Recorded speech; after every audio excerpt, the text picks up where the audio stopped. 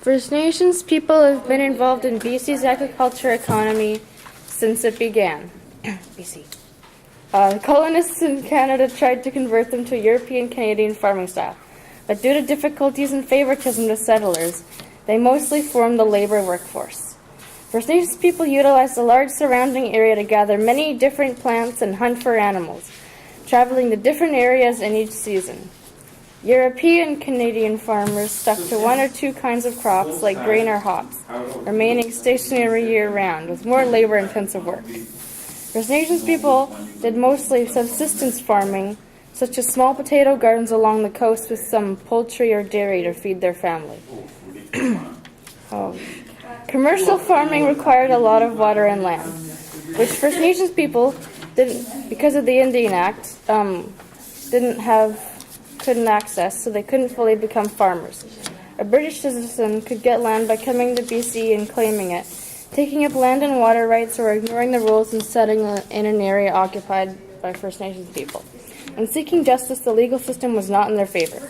After the smallpox epidemic, survivors saw their land base disappear and important animals driven away.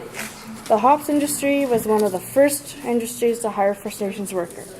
The berries of the hop plant were used to make beer. The larger hop plantations required many workers, so they used First Nations people from the 1870s until mechanization in the 40s. Many of the farms were in places like the Okanagan and Fraser Valleys. Families would travel from the coast and the northern interior. The women and children picked the hops berries, and the men took care of the plants and operated the processing kilns. The hop season began as the salmon canning season ended, so they had work all year round. Hop pickers earned about 1 cent per pound. The fastest workers picked around 300 pounds per day, making $3. As well as earning income, hops farms were social gatherings for First Nations. People would come from the different nations and trade food and items, hold competitions, and catch up on news together. The Okanagan Valley was prime farming land, which attracted lots of white settlers.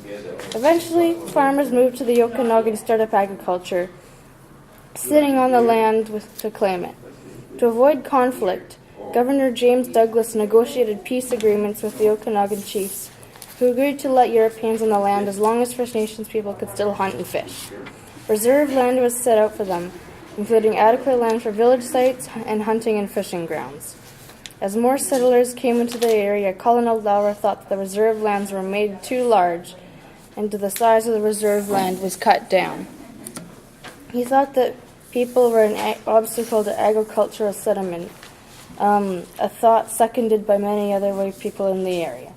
In 1865, one farmer, rather than pay the Penticton people living there to have land for his cattle over winter, stayed elsewhere where the land wasn't as good and most of his cows died.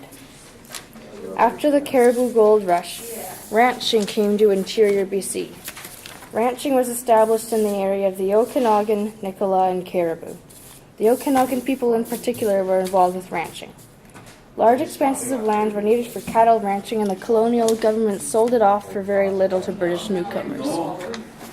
Ranching suited the First Nations people there, as they were already experts at raising horses and applied it to cattle. Some of them managed to run their own ranches like the Thomas family, but many worked on others' ranches, with the men working as cowboys and the women as cooks.